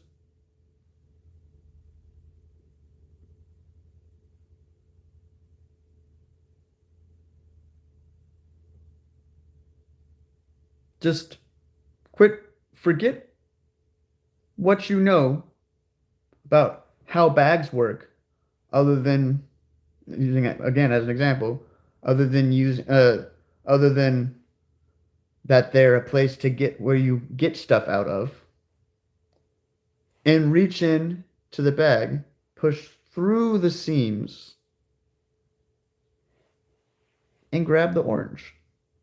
And it's like, "Well, what's that mean then?" He's like, "Well, pretty sure." And he's like, what's happening?" He's like, "Well, I'm pretty sure that I'm reaching into and through somehow to another spot and another world, maybe here on Midakemia, maybe on another planet. And there's a thing of oranges. And I'm like taking oranges out of this orange grove's supply. And for a while, it may have been apples. That's my best guess. Here's another time where, like, towards the end of one of the books, that like the bad serpent people had showed up, and they were on this like floating bridge of like magic and light, and they're like wizards, or like using all this like scary, crazy, chaotic magic that none of the wizards over there, even the most powerful one, Pug, could do anything against. It's like, they're going to destroy us. Their power is too much. They're just destroying from a distance. They're like flying across this like ocean on this giant floating bridge, hurling lightning and just destroying the whole city. And Nacor walks out onto the beach and starts hitting the bridge that's carrying them with energy, and it's boom, boom. Next thing you know, the net of energy around it is gone, the shield's gone, and the bridge collapses and they fall into the ocean. And Pug asked him afterwards, "How did you do that? Like, what magics were you using?" It's not like I have magics of other worlds and I couldn't possibly understand, or like magics of other world, and there was nothing I could do to affect and get through that cage, that shield. And what Nacor said was, well, neither could I. There's nothing I could do to get through their magic. And realized anything I threw at it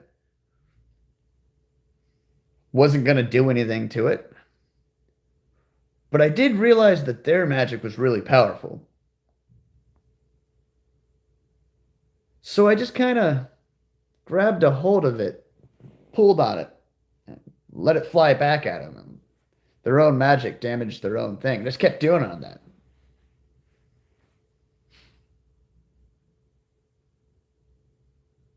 And that's a big fancy incantation or spell, all this crazy stuff like Pug would have had to do, or any of the lesser wizards would have had to do. Nakor's not some wizard. He was just considered some gambler, and because he understood this stuff, he lived for longer. He just called it stuff and tricks. Magic and spells. Stuff and tricks. Big fancy illusion over an island that they were trying to get to. Crash there. There's like looks like this giant crazy jungle, impassable wall of foliage and dense, horrible, crazy jungle.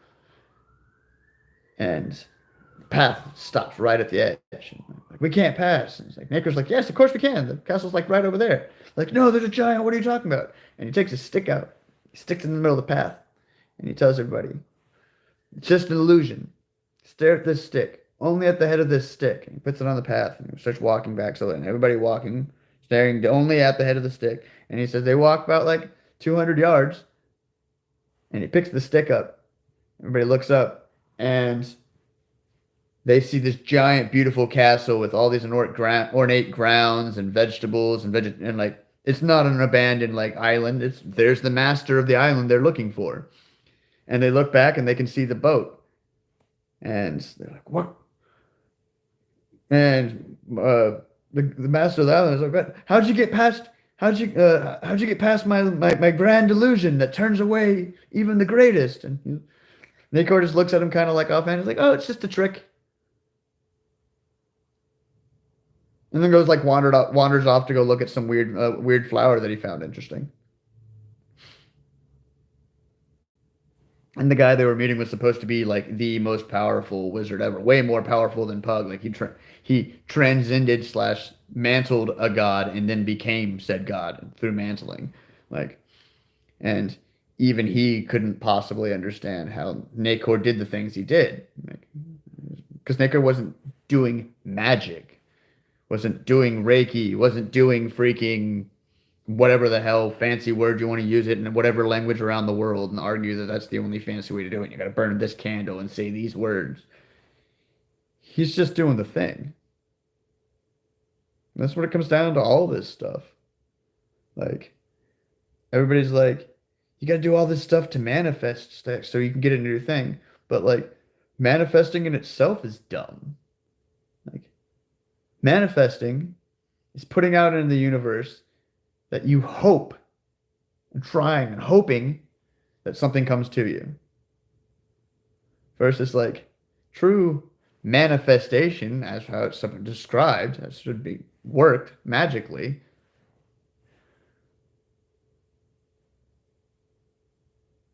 When you think of the thing, it would just be there. Like, I need this, or I want this, and it would pop in your head. I really want this. And look on the ground, and there it is. Or someone drives up and gives it to you. Like, walking through Fullerton, and like see the grocery store across the street. It's like 11 o'clock at night. There's not barely a soul out. Everything, whole town shuts down at 9, unless during the week. And I look across the street. Oh, look, grocery store. Wish I wasn't broke. Something nice would be good. Wish I wasn't broke and had a bunch of cash. What did I say? Wish I wasn't broke and had a 50. Or something like that. Yeah, that's what it was. I wish I wasn't broke and had some money for food and took like one step forward and went like into like an exit of some storage facility, and this like car, big ass truck pulled up, rolled its window down. Hey, you, are you hungry? And hands me a $50 bill, puts up the window and drives away. Like instantaneous.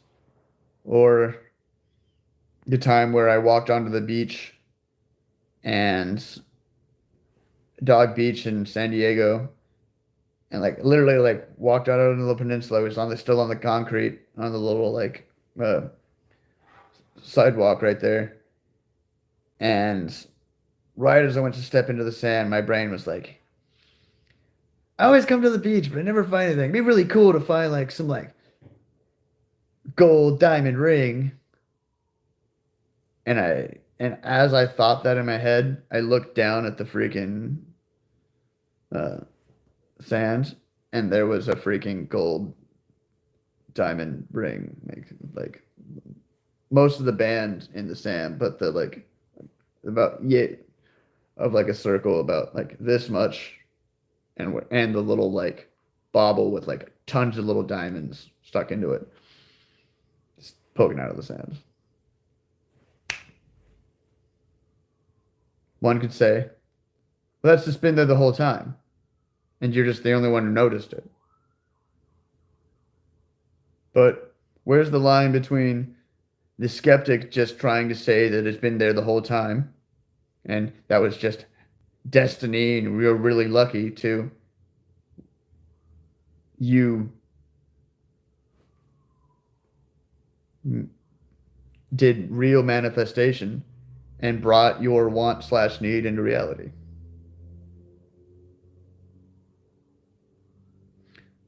But yeah, thanks so much for hanging out this morning.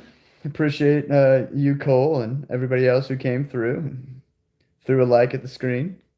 Don't forget to share, like the video, share this on your YouTube, share the YouTube link on your Instagram, your Facebooks, and also feel free to check me out on my I have an Instagram, Nemo Nas, and Twitch, the Nemo Nas, for all you future people that are watching this here outro. You can go check me out there as well.